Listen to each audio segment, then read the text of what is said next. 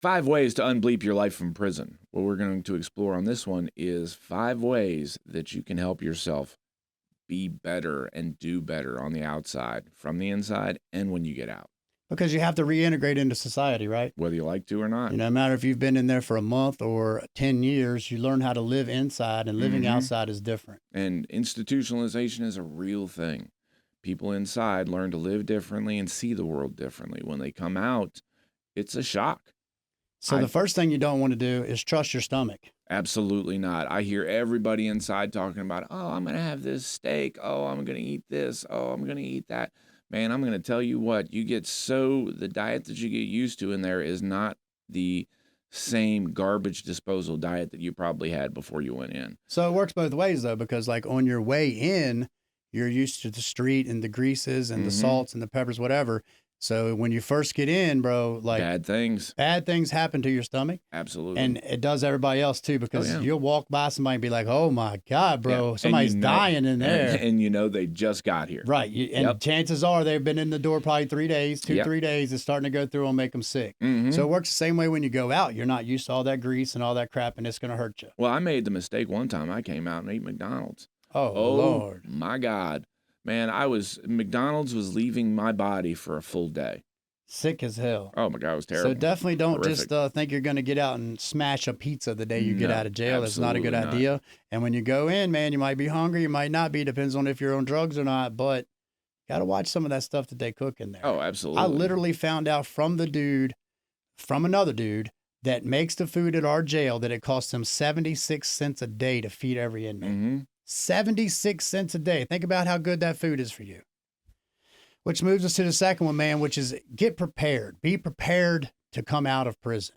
What that means is like your identification. Where are you going to stay? What job are you going to have? You have to plan these things out. Don't just be released from the door and think, oh, well, I thought this guy was going to help me. No, dude, set that stuff up. Make sure that you mail the places you need to get an ID, if you can get an ID, a social security card, whatever. And a lot of jails will send you out with a certain form of ID that you can take to DMV and get a registered ID. Well, I know in Virginia DOC, the DMV will actually come to you. They'll show up at the prison, take pictures and whatnot, and get your ID back. And then you also, like DOC will send away and get a copy of your birth certificate. See, no, that's good shit. That's what they need to be doing to help people. Yeah, I agree. And that's like one of the few things they did where I was like, oh, this is actually helpful. Man, they put me on Medicaid before I ever got out. And I had cancer, so I needed that. They put me on Medicaid. They got me a social security card, a birth certificate, and I already had a license, so I didn't need that. But they had me set up like that. And you need these things in society. You have got to have identification. Absolutely. That was one of the things I did when I come out of the Fed. I had all that stuff. I had my social security card. I had everything lined up. They gave me a little ID. But I set myself up for success, man. That's definitely one thing you need to do. And then number 3 is going to be, be prepared to be disrespected. Absolutely, dude. It's crazy. Like when you're inside, I think we discussed this on another thing, but when you're inside, people say, excuse me, when they walk by. They don't burp at the table. They're not farting while they're eating. I'll be in a grocery store, okay? Look, and there's, this is during COVID. There's supposed to be a 6-foot radius, and people are standing right next to me. You know what I mean? And it's like that now. Like they'll stand right up on me, not even a foot of space in a grocery store line. There's no way. There's like a 3-foot minimum everywhere you go when you're locked up. So in prison, when somebody gets close to you like that, how do you respond? You fight. I mean, if or get the hell out of my space. At least. Exactly. That's the first you got to step. let them know, man. This is, you don't need to be in arm's reach of me all the time. Right. And you don't need to follow me like a puppy dog either.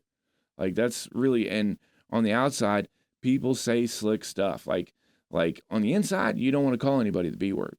Right. But absolutely not. Out here, I hear it all Bitch, the time. Punk. The F word, you definitely don't want to say none of them. Those are disrespectful words that you might play around with out here with your friends. Yeah. But I'll tell you a little story about this kid named Mike Roberts. When I first went to prison, we was playing some stupid board game. I can't remember what it was. And I called him a punk. And he checked me immediately. Immediately. You call me punk one more time, me and you was going out that door. And I was like, yo, I thought we was buddies. I thought we was friends. Like we had been kicking it every morning, drinking coffee, chopping it up, having a good time. And that word just set him into a rage. Like, you will not disrespect me. Yeah. And I was used to playtime.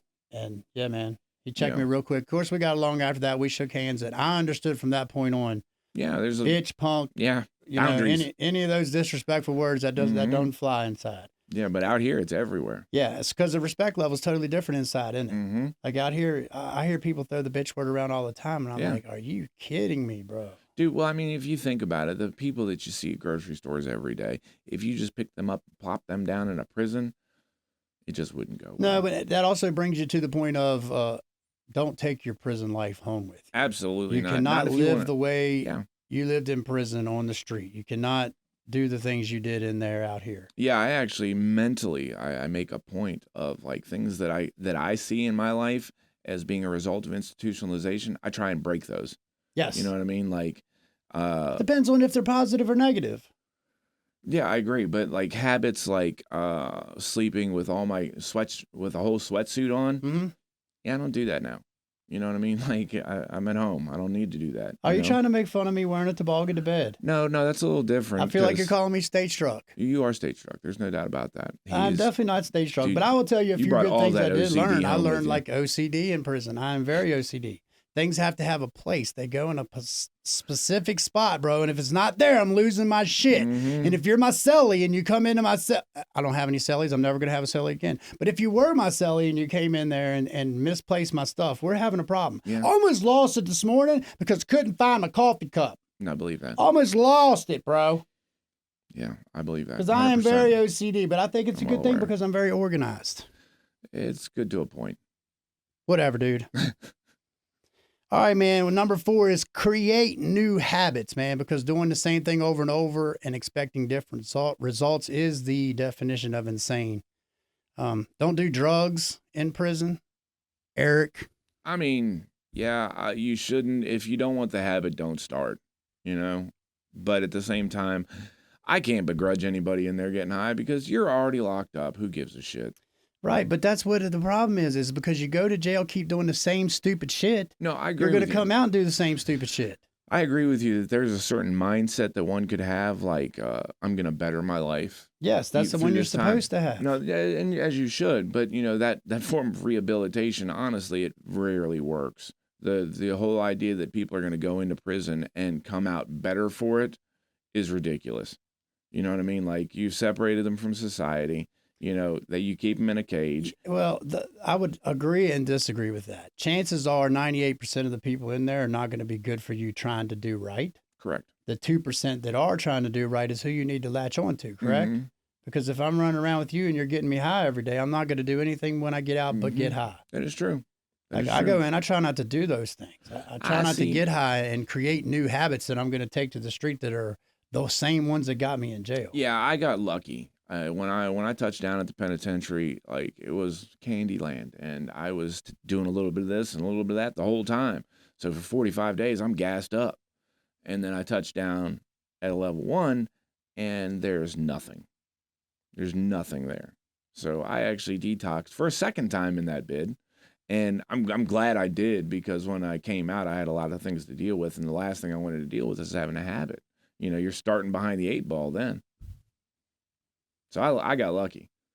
And Yeah, it's definitely hopefully I harder to don't. win when you're already losing. Yeah, and I hopefully I'll never have to make the decision whether or not to get high again because right now I'm good.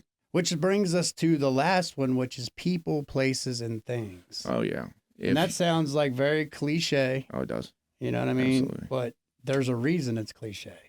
Well, the reason cliches work. It's really that simple. Stereotypes, same way, right? Yeah, I mean cliches are small bits of language specifically geared to make you think. You know what I mean? Like it's like a little package. It's almost like a candy bar, people, places, and things. It's really easy to remember. That's why it's packaged that way. Well, you got to think about it. If you're going into jail and the people you're hanging out with are doing drugs, the places you're going to going jail. to are getting high. Mhm. The things you're doing, the drugs, alcohol, and breaking the laws, Yeah. those are the things that got you in. And you got all- out and you do the same stuff, what's going to happen? I would imagine you're going to go back. I mean, from my experience, I went back every time. Every time that I I always hung get out with the caught. same people. Yeah. Only always get when I caught. separated myself from the bad influences and stopped being a bad influence myself did I Oh, you stop going to stopped? jail. Shh. This is a good idea, Eric. I don't even know what you're talking about right now. I think you do. But man, I don't know. These right here seem to be a little bit less entertaining than some of the other ones were, but I feel like they have merit. They have value. Yeah. You know what I mean? Because if you do set yourself up for success when coming out of jail, you can be successful. And if you set yourself up for failure, you're going to fail. Mm-hmm. Agreed. So take action in your own Be responsible recovery, for right? your own life. Yeah, man. Take action in you getting better. It's not up to nobody else. It's not up to who's on the other side of the phone. It's not because of your kids or because of your girl. Oh, it's man. for you, because of you. There's nothing worse, in my opinion, okay? Every time I go in, I always hear a dude on the phone talking about, Mom, send me some money, Mom. Come on, Mom. Right, I need money. I'm hungry, Mom. You know, and I'm like sitting there thinking to myself, like, your mom didn't get you in here, dude. And how about the ones that are cussing their old lady? Oh, it's terrible. Like, how dare you? What do you mean you're doing this and you're doing that? Yeah. You're not going to control her from inside. No, you're not. So just let her do her thing or cut her loose, man. Don't Say let it hi to stress you Jody. out. Jody's the guy that's with your old lady while you're inside. That is definitely another prison term to find. Mm-hmm. So yeah, man, I hope y'all enjoyed this video. We wanted to do something a little bit different. You know, we're going to drop 3 of these in a row. Mm-hmm. We're getting ready to head north with the pod camper to do some more interviews. So South. if you're down south. Yeah, we're going south. Oh, if you're down south. We just got back from north. Sorry. But we're headed south, probably North Carolina, South Carolina way. If you want to see about getting on, we will come to you if you're in those areas. With the pod You can camper. message me on Instagram at Jamie Foltz. It should be. Don't forget, like, subscribe, share, comment. We are eager to hear from everybody. Yeah, because if you're still here at this point, you're still watching, and obviously you enjoy this type of content, man. And we need all the help we can get over here on this page. Yep. To grow this channel up so that we can do this full time. So thanks for being here. We appreciate you. Pizza, and we're out.